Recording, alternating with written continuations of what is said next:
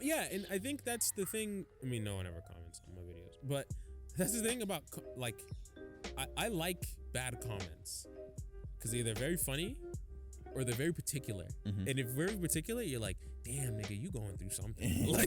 like the best comment is the comment that comes across pretty dry.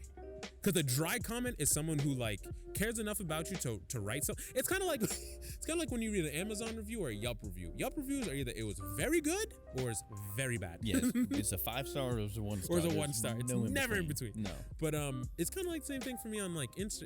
It's a little bit different on like Instagram and YouTube comments. It's kind of like middle of the road where someone's like, hey, I think you can do better here. But overall, I kind of like what you did. Yeah. Like you have a buddy, his name's Mitch. He was like, yo, I like what you're doing, man. Like he was very just like, yeah, man. Constructive criticism. I think that is, a lot of people don't take criticism well because I think people suck at delivering on criticism. 100%. I think they do it, kind of feel like they take people down sometimes rather than, kind of putting a positive spin on it to, have some type of positive reinforcement on it. But I don't take criticism well at all. I hate, because I think through it and I understand what I did wrong. Yeah. And I don't need someone telling me, but if they're going to be like, hey, I love this.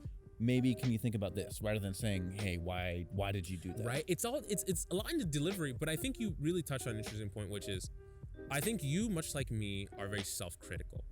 Right. So if a mistake has been made, you can already guarantee we are taking it to the nth degree. And I had, and how I'm gonna send this video to her, I had a boss at my old job named Christine, and she was the most tremendous woman that I knew. She's still, I talk to her every once in a while, and she would say things to me about it. It was critiques on my job, right? And at first, I would take them incredibly personally.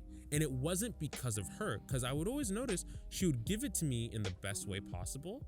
But because I was so hard on myself, I would always hear in my head that she thought I was a useless person.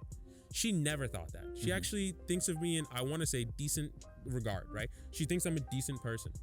But there's something about me that's taking that and just running with it in the opposite direction, right? And I think that maybe a lot of people think criticism that is coming out positive or neutral is negative because in their mind, they're like us. They're already critical of themselves, so they just grab it and they take it to the worst possible place, right?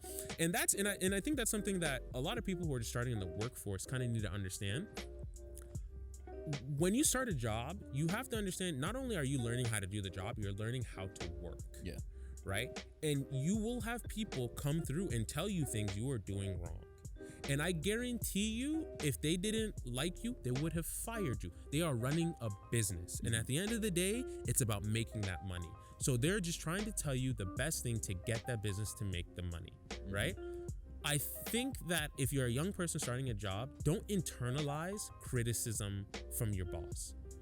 Honestly, they're just trying to, I now that I look back, Christine was just trying to make me the best person I could be. And I thank her so much for it.